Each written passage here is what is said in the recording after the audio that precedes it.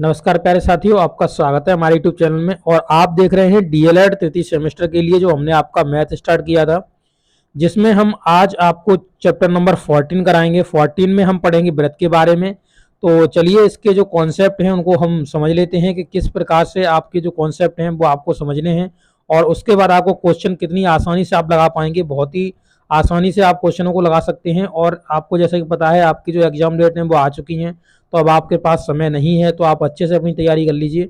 चलिए चलते हैं, वीडियो को स्टार्ट करते हैं। तो देखिए साथियों, ये आपका चैप्टर नंबर 14 है, जिसे आप देख सकते हैं वृत्त खंड एवं त्रिज्य खंड की अवधारणा तथा वृत्त खंड का कोण। तो इन चीज़ों के बारे में हम जानकारी लेने जा रहे हैं इस वीडियो में। तो चलिए चलते हैं। पहले हम जानते हैं कि वृत्त क्या होता है, तो वृत्त के बारे में जानकारी ले लेते हैं। देखिए लिखा हुआ है, यदि एक समतल में कोई बिंदु इस तरह गतिमान हो कि समतल में दिए गए एक निश्चित बिंदु से उसकी दूरी सदा नियत रहती हो, तो इस बिंदु को के पथ पर बनी आकृति को ही वृत्त कहते हैं। तो क्या है, देखिए यहाँ पर मैं सरल भाषा में आपको समझा दे रहा हूँ। जैसे ये मान लीजिए आपका वृत्त बना हुआ है, ठीक है, ये वृत्त बना हुआ है। तो पहले मान लीजिए आप क्या करेंगे, एक पॉइंट लेंगे, जैसे एक पट्टी प्रकार पहले आप पटरी ले लीजिए, और एक आप पटरी की जरूरत भी नहीं पड़ेगी आपको, यहाँ पे प्रकार ले लीजिए, उसमें पेंसिल ले लीजिए। पेंसिल लगाने के बाद यहाँ पर एक पॉइंट रखेंगे प्रकार का, और इस तरीके से एक नियत दूरी लेंगे। जैसे मान लीजिए ये इतनी दूरी ले ली, और दूरी लेने के बाद हम क्या करेंगे कि यहाँ से इस पॉइंट पर रख करके प्रकार को और इस तरीके से गोल गोल गोल गोल इसको घुमा देंगे। तो जब ऐसा आप करेंगे तो ये जो दूरी होगी ना, जैसे मान लीजिए ये 2 सेंटीमीटर की दूरी है, तो ये हर एक जगह पर स्थान पर आपको 2 सेंटीमीटर की दूरी ही मिलेगी। तो ये आपका इस तरह से जो आकृति बनेगी आपकी, ये क्या बन जाएगी, ये आपकी वृत्त कहलाती है। तो हर जगह इसकी जो वैल्यू होगी वो 2 ही होगी, 2 ही रहेगी, यानी ये नियत होती है, यानी कांस्टेंट होती है। तो ये 2 की 2 ही रहने वाली है, इसका कोई भी अंतर नहीं आएगा। तो इस प्रकार से जो आकृति बनती है उसे ही हम क्या कहते हैं, वृत्त कहते हैं। तो वृत्त की काफी तरीके से आप डेफिनेशन लिख सकते हो, वो आपके ऊपर डिपेंड होता है। अगर लिखने के लिए देता है तो आप लिख सकते हो। अब देखिए इस वृत्त में ही बात करते हैं इन तीनों चीजों के बारे में, जैसे कि परिधि क्या होती है, त्रिज्या क्या होती है, व्यास क्या होता है, जीवा क्या होती है, इसके बारे में बात करेंगे। तो हम पहले एक आपका बना लेते हैं वृत्त। तो ये हमने आपका एक वृत्त बना लिया। अब हम यहाँ पे बात करेंगे, देखिए सेंटर तो हमने बता दिया, जैसे आप पॉइंट रखोगे तो वो आपका सेंटर कहलाएगा। जैसे ये आपने पॉइंट रखा तो ये पॉइंट आपका क्या है, सेंटर है, यानी केंद्र है। और केंद्र से जो परिधि तक की दूरी खींचेंगे, यानी देखिए अब हम परिधि क्यों बोल रहे हैं कि देखिए पहले आपको हम समझा दें कि ये जो आपको दिख रही है ना, ये जो किनारे से आपको दिख रही है, ये सभी आपकी क्या है, ये जितनी भी दूरी आपको दिख रही है ये एक परिधि का काम करती है, यानी ये एक परिमाप का काम करती है। तो ये यहाँ से केंद्र से लेकर के और जो परिधि तक की दूरी होती है, जो परिधि पर जो पॉइंट हमने लिया है, जैसे मान लीजिए यहाँ ए ले लेते हैं, तो यहाँ तक की जो दूरी होती है वो क्या कहलाती है, आपकी त्रिज्या कहलाती है, यानी आर कहलाती है। अब इसका व्यास क्या होता है, जैसे मान लीजिए इधर आर बना दिया और इधर भी हम डॉट डॉट करके इधर भी एक आर होगी जो कि समान दूरी पे चलती है, तो आर आर, इन दोनों आर आर को जोड़ देंगे तो हमें वो व्यास मिल जाएगा। तो क्या कहेंगे व्यास के लिए, अगर आप डेफिनेशन की बात करना चाहें तो आप कह सकते हो कोई एक जो आपका वृत्त है, वृत्त की परिधि पर आप एक बिंदु यहाँ मान लीजिए, एक बिंदु यहाँ मान लीजिए, और दोनों बिंदु को आप मिला देंगे तो वो जो दूरी होगी वो आपकी क्या कहलाएगी, व्यास कहलाएगी। ठीक है। और यहाँ पे जो त्रिज्या की बात कर रहा है, त्रिज्या क्या होती है, वृत्त खंड पर 2 बिंदुओं को आप मिला लीजिए। इस वृत्त पर जैसे मान लीजिए ये मिला दिया हमने, ये भी आपकी त्रिज्या है, ये भी आपकी त्रिज्या है, और ये जो आपका ये व्यास है ये भी त्रिज्या है।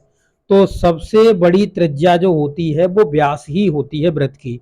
ऐसे करके कभी क्वेश्चन पूछ सकता है कि आपको ये बताइए कि वृत्त में सबसे बड़ी जीवा कौन सी होती है, तो सबसे बड़ी जीवा होती है वो आपका व्यास होती है। ये चीज आप समझ गए। तो ये जितने भी आपको यहाँ पॉइंट्स दिए गए हैं, जैसे मान लीजिए परिधि है, त्रिज्या है, व्यास है, जीवा के बारे में हमने आपको बता दिया। अभी परिधि के बारे में थोड़ा और आपके कॉन्सेप्ट क्लियर कर देता हूँ। जैसे मान लीजिए ये एक स्क्वायर है, ये आपका एक रेक्टेंगल है, ठीक है, और यहाँ पर ये मान लीजिए आपका एक सर्कल है, सर्कल है ये आपका। यहाँ पर अगर हम परिधि की बात करें, इन सब के फिगर्स में परिधि यानी परिमाप की बात करें, तो आप देख सकते हो यहाँ पर ये एल होता है, ये एल होता है, जो कि हम रेक्टेंगल की बात कर रहे हैं, यानी आयत की बात कर रहे हैं। इसकी ये ब्रेथ होती है, ब्रेथ का मतलब हो गया इसकी चौड़ाई। और जब इन सबको हम आपस में जोड़ देते हैं तो हमें क्या मिलता है, परिमाप मिलता है। यानी कहने का मतलब है L plus B plus L plus B, ये आपका क्या है, वृत्त का परिमाप है। इसी तरीके से अगर वर्ग के परिमाप की बात करिए तो ए इनकी सब भुजाएं समान होती हैं वर्ग की, तो इसलिए इसका क्या हो जाएगा, 4a हो जाएगा। अब जोड़ लोगे ना ए को 4 बार तो ये 4a हो जाएगा।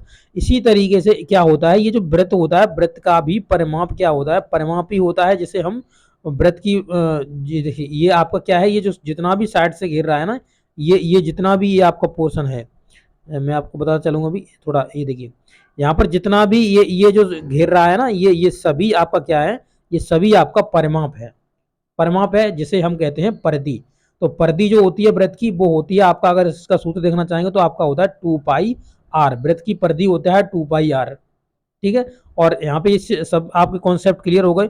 सरकमफ्रेंस की बात कर रहा है, तो देखिए यहाँ पे जो वृत्त की परिधि के बारे में हमने बात करी, सरकमफ्रेंस, तो वृत्त के परिमाप को वृत्त की परिधि कहते हैं। परिमाप यानी हमने आपको बताया परिमाप क्या है, जैसे मान लीजिए स्क्वायर का भी बताया आपको रेक्टेंगल का परिमाप बताया, ऐसे ही आप ट्रायंगल का परिमाप मान सकते हो। जैसे मान लीजिए ये इक्विलेटरल ट्रायंगल है, यानी ये समबाहु त्रिभुज है, तो समबाहु त्रिभुज में सभी भुजाएं समान होती हैं इसकी, तो इन तीनों को जोड़ोगे तो समबाहु त्रिभुज का परिमाप क्या होता है, तो 3 होता है। तो इस तरीके से आप देखेंगे तो ये कोई भी डायग्राम है उसका परिमाप होगा उसकी ऑल साइड्स का योग होगा, ठीक है। अब देखते हैं वृत्त की जीवा क्या होती है, और जीवा और व्यास ये बता ही दिया, चलो ये कोण आपका, इसका भी भाषा पढ़ लेते हैं। वृत्त के दो बिंदुओं को मिलाने वाले रेखाखंड को ही वृत्त की जीवा कहते हैं। तो दो बिंदुओं को मिलाती है वृत्त पर आपके, यानी 2 पॉइंट हमने यहाँ पे मान लेते हैं, जैसे अभी आपको मान के बताया, तो ये पॉइंट मान लिया और इनको हमने जोड़ दिया, तो ये आपकी क्या कहलाएगी, ये आपकी कहलाएगी जीवा, ठीक है। तो ये जो आपका रेखाखंड है ये आपका जीवन आएगा। तथा ऐसी जीवा जो वृत्त के केंद्र से होकर जाए वह वृत्त का व्यास कहलाती है, ये आपको बता दिया। जो वृत्त के केंद्र से होकर जाती है वो वृत्त का व्यास कहलाता है, ठीक है। अब यहाँ पर देखेंगे वृत्त खंड, segment of circle, segment of circle देखेंगे, तो यहाँ पर आप देखेंगे जैसे ये आपका पूरा वृत्त बना हुआ है, ये आपका पूरा वृत्त बना हुआ है, ये आप देख सकते हो ये पूरा वृत्त बना हुआ है। इसमें क्या है, इसमें देखिए एक हम जीवा खींच देते हैं बीच में, और जो जीवा होती है वो वृत्त को 2 भागों में बांट देती है। देखो एक ये भाग हो गया, अगर इसको हम अलग भी करना चाहें तो ए और बी, इस तरीके से लिखें तो इस तरीके से ये ए बी, एक तो ये भाग हो गया इसका, और ए बी ही एक आपका दूसरा भाग हो जाएगा, ए बी ये ऊपर वाला भाग हो जाएगा। तो ये छोटा वाला भाग है ये लघु वृत्तखंड कहलाएगा, और जो बड़ा वाला भाग है इसे आपका दीर्घ वृत्तखंड बोलेंगे। तो इस तरीके से आपका वृत्तखंड का जो कॉन्सेप्ट है वो क्लियर हो गया। जब जीवा हम खींच देते हैं वृत्त में तो एक छोटा वृत्तखंड बनता है, एक बड़ा वृत्तखंड बनता है। तो इस तरीके से आपके एक लघु वृत्तखंड और एक दीर्घ वृत्तखंड आपका बन जाएगा। आपका ये कॉन्सेप्ट क्लियर हुआ, आगे चलेंगे। देखिए त्रिज्यखंड क्या होता है, तो देखिए आप इसमें त्रिज्यखंड की बात कर रहा है, तो इसमें त्रिज्यखंड देखेंगे तो देखिए क्या कह रहा है, कह रहा है त्रिज्यखंड सेक्टर वृत्त के किसी चाप और चाप के अंत्य बिंदुओं से होकर जाने वाले त्रिज्याओं से घिरी आकृति को ही त्रिज्यखंड कहते हैं।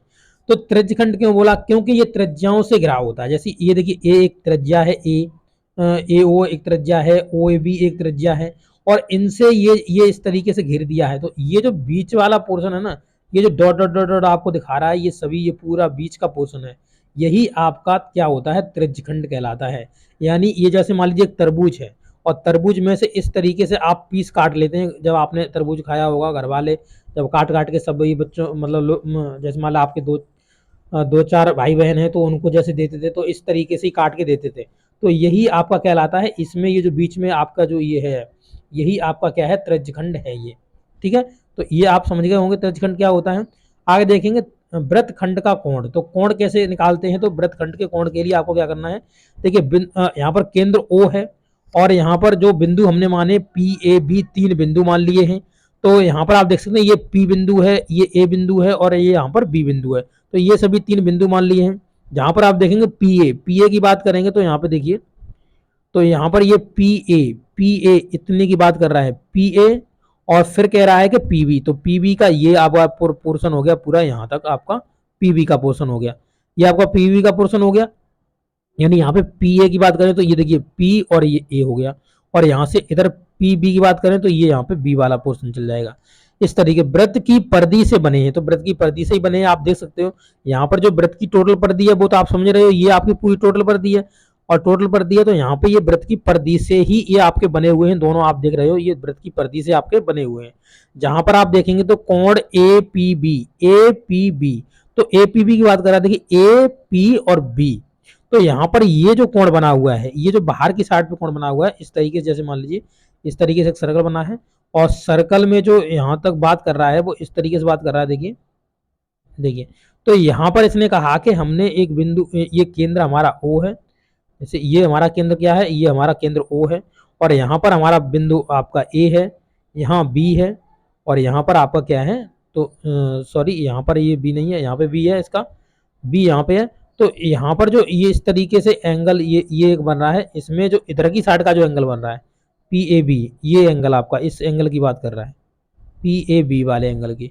तो यहाँ पर ये जो एंगल बना है वो वृत्तखंड का कोण है और यहाँ पर जो छोटा अंश का माप बना है ये भी आपका क्या है, ये भी आपका एक एंगल है जो कि आपका अंत एंगल होगा इसका। तो ओ ए ओ बी द्वारा आंतरिक कोण, ए बी द्वारा केंद्र पर बने कोण, कोण ए ओ बी चाप ए बी का अंश माप कहलाता है। तो इसका क्या है, तो ये भी एक अंश माप है इसका। और ए पी बी शेष वृत्त पर बना हुआ कोण है, तो ए पी बी एक शेष वृत्त पर बना हुआ है और ये अंश माप वाला ये कोण इधर की साइड पे आपको दिख रहा है, तो ये अंश माप वाला आपका कोण है जो कि आपका देख सकते हो कि ओ ए ओ बी आंतरिक कोण अर्थात चाप ए बी द्वारा केंद्र पर बना है।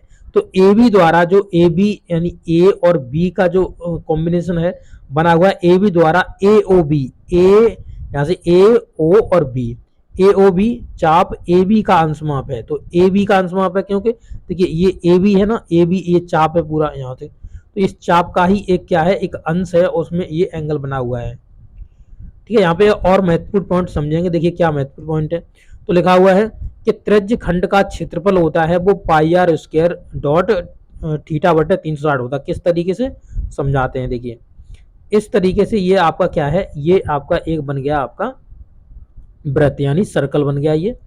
और इसमें ये कह रहा है कि यहाँ पर हम त्रिज्य खंड का क्षेत्रफल निकालेंगे। तो पहले तो आप त्रिज्य खंड बना लीजिए, तो इस तरीके से एक पॉइंट मान लीजिए, पॉइंट मान के दो त्रिज्यां खींच लीजिए और दो त्रिज्यां खींच के ये जो आपका है, ये आपका क्या है, ये आप देख सकते हो यहाँ पे आपका त्रिज्य खंड का ये क्षेत्रफल की बात कर रहा है। तो देखिए यहाँ पे ये जो इसका पूरा एरिया है, इसका पूरा एरिया है, उस एरिया की बात कर रहे हैं।